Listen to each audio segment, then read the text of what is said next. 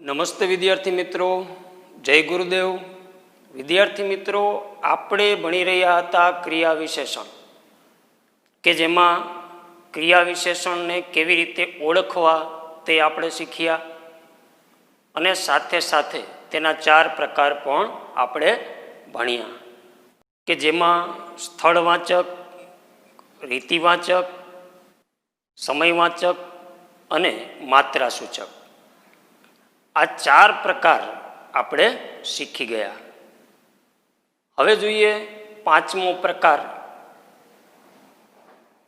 અભિગમ વાચી ક્રિયા વિશેષણ.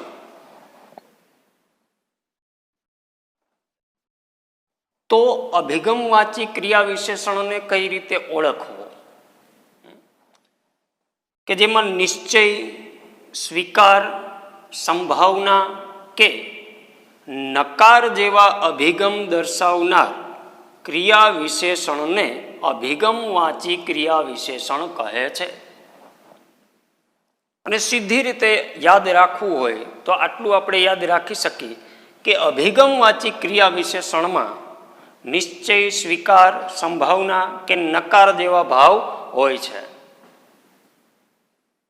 તેને અભિગમ વાચી ક્રિયા વિશેષણ આપણે કહી શકીએ. અને મિત્રો ખાસ કે આ ક્રિયા વિશેષણના પેટા પ્રકાર પણ પડે છે. ઘણા બધા મટીરિયલ્સમાં તમે વાંચશો તો અભિગમ વાચી ક્રિયા વિશેષણ એવો ઉલ્લેખ નહીં કરેલો હોય, પરંતુ નિશ્ચયવાચક, સ્વીકારવાચક, સંભાવનાવાચક કે નકારવાચક આવો ઉલ્લેખ કરેલો હશે. પરંતુ આપણા પાઠ્યપુસ્તકમાં, આપણા સિલેબસમાં અભિગમ વાચી ક્રિયા વિશેષણ આ જ રીતે આપેલો છે અને આપણે આપણા પાઠ્યપુસ્તકને અનુસરીશું. કારણ કે બોર્ડ પણ પાઠ્યપુસ્તકને જ માન્ય ગણે છે અને પેટા પ્રકારની રીતે પણ આપણે શીખીશું. એટલા માટે ખાસ યાદ રાખવું કે આ બધા અભિગમો છે એ અભિગમ વાચી ક્રિયા વિશેષણમાં આવે. જેવા કે જરૂર, અવશ્ય, ખરેખર, આ બધા નિશ્ચય બતાવે. ક્રિયાનો નિશ્ચય, ચોક્કસપણું. આપણે કહે ને કે હું જરૂર આવીશ, હા એમ જરૂર, ચોક્કસપણું બતાવે છે, ક્રિયાનો નિશ્ચય બતાવે છે.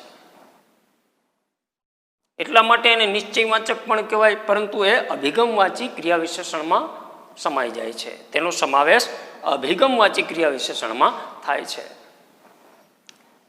બીજા જોઈએ ભલે, સારું, ઠીક. એ સ્વીકાર દર્શાવે છે, ક્રિયાનો સ્વીકાર. આપણે કહીએ ને ભલે આવ્યા, સ્વીકાર્યું. ભલે ને થતું હોય, સ્વીકાર કર્યો. સારું, આવો, સારું, ઠીક એ અર્થમાં છે. અહીં ઠીક પણ છે કે ઠીક એ અર્થમાં સારું. ઠીક આપણે કહીએ ને ઠીક છે, તો એ સ્વીકાર કર્યો, એ પણ અભિગમ છે. એટલે એ અભિગમ વાચી ક્રિયા વિશેષણમાં આવશે.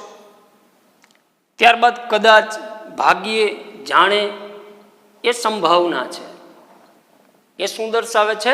સંભાવના દર્શાવે છે ક્રિયાની, કે કદાચ તે લોકો આવશે. ચોક્કસ નથી, નિશ્ચયનું વિરોધી થાય. આમ જોઈ તો ચોક્કસ નથી, ઓલું નિશ્ચય છે. ત્યારબાદ ના, નથી, માં એ નકાર દર્શાવે છે, કે જ્યારે વાક્યમાં ક્રિયાનો નકાર થતો હોય ત્યારે તેને નકારવાચક પણ કહેવાય. એટલે આ 4 અભિગમ છે, બરાબર. તેને ખાસ સમજવા, કે આ ચારે ચાર અભિગમ છે, નિશ્ચય, સ્વીકાર, સંભાવના અને નકાર, એનો સમાવેશ અભિગમવાચી ક્રિયા વિશેષણમાં થાય છે. અને જ્યારે પણ વાક્યમાં આવા કોઈ ક્રિયા વિશેષણો, આવા કોઈ પદો આવે ત્યારે આપણે તેને અભિગમવાચી ક્રિયા વિશેષણમાં ખપાવી શકીએ. તો હવે જોઈએ વાક્યમાં કઈ રીતે પ્રયોજાય છે આ ક્રિયા વિશેષણો. ઉદાહરણ છે પહેલું કે આ બોધ હું અવશ્ય યાદ રાખીશ.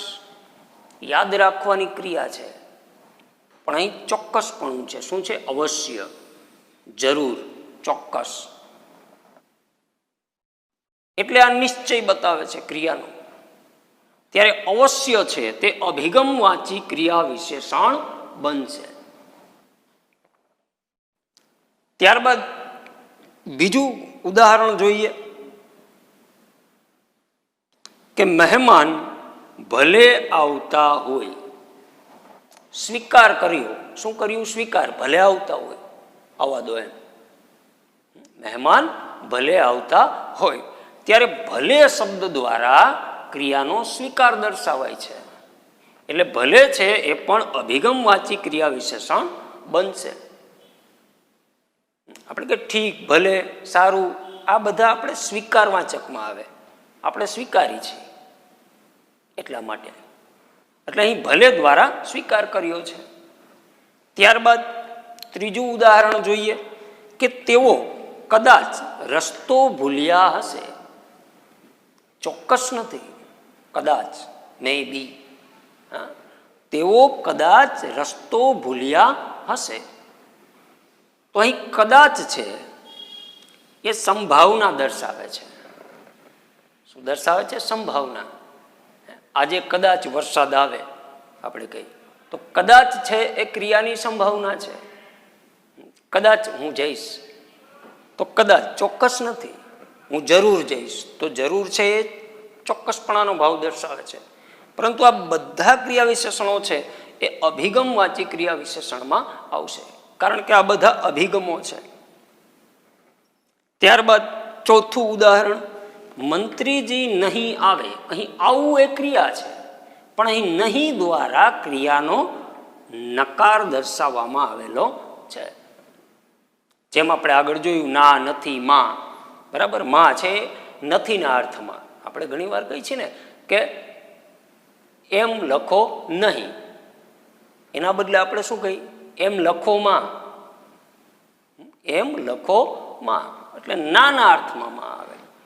એટલે અહીં પણ નહીં, ના, નથી, માં વગેરે જ્યારે ક્રિયાનો નકાર દર્શાવે ત્યારે તે નકારવાચક ક્રિયા વિશેષણ બને. પરંતુ અહીં તે અભિગમમાં તેનો સમાવેશ થાય છે, માટે તે અભિગમવાચી ક્રિયા વિશેષણ બનશે. આમાં ચારે ચાર ઉદાહરણ છે તે યાદ રાખજો. અને ઉપર જે આપણે ક્રિયા વિશેષણોનું વિશ્લેષણ કર્યું છે, બરાબર, તેને અલગ દર્શાવ્યા છે, એને પણ ખાસ ચોક્કસ યાદ રાખજો, જેથી કરીને તમને પેટા પ્રકાર પણ સમજાઈ જાય. એટલે આ ચારે ચાર જે પ્રકારો છે એનો સમાવેશ અભિગમવાચીમાં થાય છે. તો આને આપણે કહીશું અભિગમવાચી ક્રિયા વિશેષણ. બરાબર? તો ચોક્કસ અભિગમવાચી ક્રિયા વિશેષણમાં આટલું જ યાદ રાખવાનું કે જેમાં નિશ્ચય હોય, સ્વીકાર હોય, સંભાવના હોય, બરાબર, કે નકાર હોય, ત્યારે તે અભિગમવાચી ક્રિયા વિશેષણ બને છે. તો મિત્રો, આ થયો અભિગમવાચી ક્રિયા વિશેષણ કે જેમાં ચાર એવા અભિગમોનો સમાવેશ થાય છે. ચારે ચાર અભિગમો છે એ ખાસ યાદ રાખવા. આટલું યાદ રાખી લેવાથી અભિગમવાચી ક્રિયા વિશેષણ છે એ બરાબર તમને સમજાઈ જશે.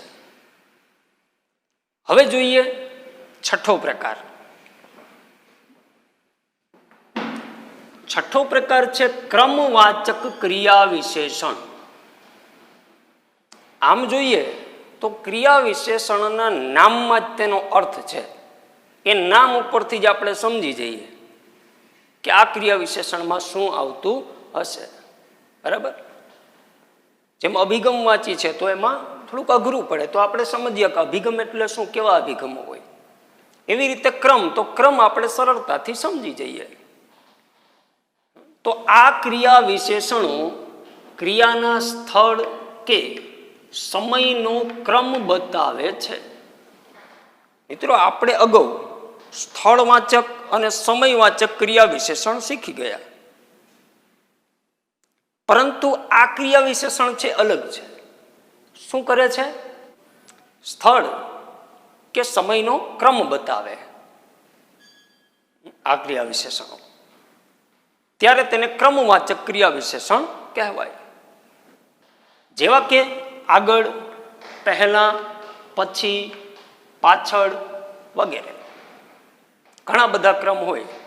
આપણે કહીએ ને પહેલો, બીજો, પછી, ત્યારબાદ, ઘણા બધા ક્રિયા વિશેષણો હોઈ શકે. એટલે આ ક્રિયા વિશેષણો છે એ ક્રમ બતાવે છે ક્રિયાનો. ઉદાહરણ જોઈએ. પહેલું તો ગાય પાછળ દોડતી આવી. અહીં પાછળ છે એ ક્રિયાનો ક્રમ બતાવે છે. ક્યાં? સ્થળનો ક્રમ છે કે ગાય પાછળ દોડતી આવી. બરાબર. અમે આગળ આગળ દોડતા હતા, તો એ આગળ શું થયું? ક્રમ થયો. ત્યારે તે ક્રમવાચક ક્રિયા વિશેષણ બનશે. બીજું ઉદાહરણ જોઈએ કે તમે પછી આવજો. તમે પછી આવજો, એ પછી શું દર્શાવે છે? ક્રમ. કે તમે પછી આવજો, પહેલા અમે જઈએ, તો પહેલા પછી આ બધું શું થાય? ક્રમ બતાવે છે ક્રિયાનો. જેથી કરી તેને ક્રમવાચક ક્રિયા વિશેષણ કહેવાય. ત્યારબાદ જોઈએ ત્રીજું કે આવું પૂર્વે જોયું હતું. પૂર્વે એટલે પહેલા, લાંબા સમયની વાત કરે છે, પરંતુ એ સમયનો ક્રમ બતાવે છે, માટે અહીં પૂર્વે છે એ ક્રમવાચક ક્રિયા વિશેષણ થશે. આમ મિત્રો, ક્રમવાચક ક્રિયા વિશેષણ એકદમ સહેલો છે. વાત છે તેને યાદ રાખવાની. બરાબર. ખાલી યાદ રાખી લ્યો ક્રમવાચક ક્રિયા વિશેષણ, એટલે તમને આપોઆપ આ બધું સમજાઈ જશે, ક્યાંય તકલીફ પડશે નહીં. બરાબર. ખાલી એટલું યાદ રાખવાનું કે ક્રિયાનો ક્રમ દર્શાવે છે, તેને ક્રમવાચક ક્રિયા વિશેષણ કહેવાય. બરાબર. જેમ કે પહેલા, પછી, આગળ, પાછળ, પૂર્વે, ત્યારબાદ વગેરે. એટલે આવા ક્રિયા વિશેષણોનો સમાવેશ ક્રમવાચક ક્રિયા વિશેષણમાં થાય. તો આ થયો ક્રમવાચક ક્રિયા વિશેષણનો પ્રકાર. ત્યારબાદ સાતમો પ્રકાર છે કારણવાચક કે હેતુવાચક. મિત્રો, જ્યારે કોઈ ક્રિયા થતી હોય તો અગાઉ તો આપણે ભણ્યા ક્રિયાનું સ્થળ હોય, ક્રિયાનો સમય હોય, ક્રમ હોય, પણ ક્રિયા થતી હોય તો ક્રિયાનું કંઈક કારણ હોય, કંઈક હેતુ પણ હોય. હેતુ વિના તો ક્રિયા અમુક થતી ન હોય. તો ઘણા બધા વાક્યોમાં ક્રિયાનું કારણ કે ક્રિયાનો હેતુ દર્શાવવામાં આવ્યો હોય. બરાબર. હું અહીં તમને ભણાવું છું આ વિડીયો લેક્ચરમાં.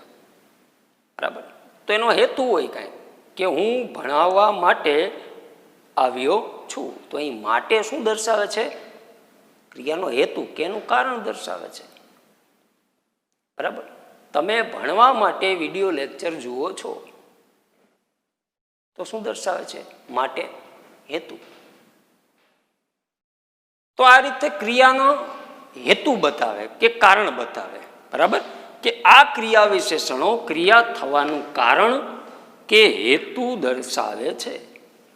સીધું આટલું યાદ રાખી લો કે ક્રિયાનું કારણ કે ક્રિયાનો હેતુ દર્શાવે, તેને કારણવાચક કે હેતુવાચક ક્રિયા વિશેષણ કહેવાય.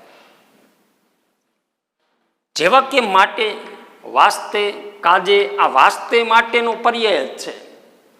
બરાબર. આપણે કહીએ હું તારા માટે અહીં આવ્યો છું, હું તારા વાસ્તે અહીં આવ્યો છું, હું તારા કાજે બુક લઈ આવ્યો છું.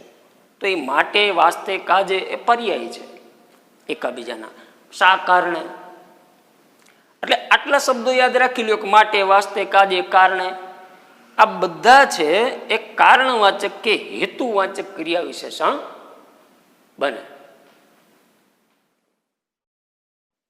ઉદાહરણ તરીકે જોઈએ કે તે શા માટે આવ્યો હશે. પ્રશ્ન કર્યો છે શા માટે, તો અહીં કારણ દર્શાવ્યું છે, ક્રિયાનું કારણ પૂછ્યું છે. બરાબર, શા માટે, શા કારણે એમ પણ ચાલે, તે શા કારણે આવ્યો હશે. બરાબર. બીજું ઉદાહરણ જોયું, ભણવા માટે આવ્યો હશે. ભણવા માટે શું બતાવે છે? હેતુ. હેતુ શું છે? ભણવા માટે. ભણવું એ ક્રિયા છે અને માટે એ શું બતાવે છે? હેતુ બતાવે છે, કારણ બતાવે છે. આમ કારણવાચક કે હેતુવાચકમાં ક્રિયાનું કારણ અથવા હેતુ દર્શાવવામાં આવ્યો હોય.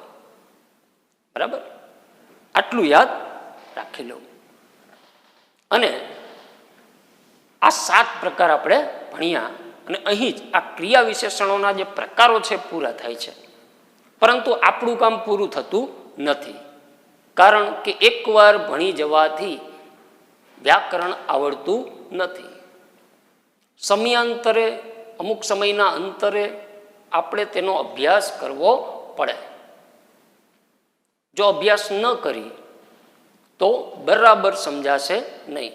ધીરે ધીરે સમયાંતરે અભ્યાસ કરવાથી જ વ્યાકરણ પાકું થાય છે. માટે આ 7 પ્રકાર આપણે ભણ્યા. બરાબર, તો આ 7 પ્રકારો છે એ પ્રકારોને સમયાંતરે જોતું રહેવું અને તમારા જે પાઠ્યપુસ્તક લક્ષી વાક્યો છે, ઉદાહરણો છે ક્રિયા વિશેષણોના, તેની સાથે એને સરખાવવા નિયમોને, કે નિયમ પ્રમાણે શીખવાનો પ્રયત્ન કરવો, જેથી કરી અને ધીરે ધીરે આપણે શીખતા થશું. પણ એ પહેલાં મિત્રો ખાસ વાત એ કે આ 7 પ્રકારના નામ તમને યાદ રહેવા જોઈએ. પહેલું કામ એ કરજો.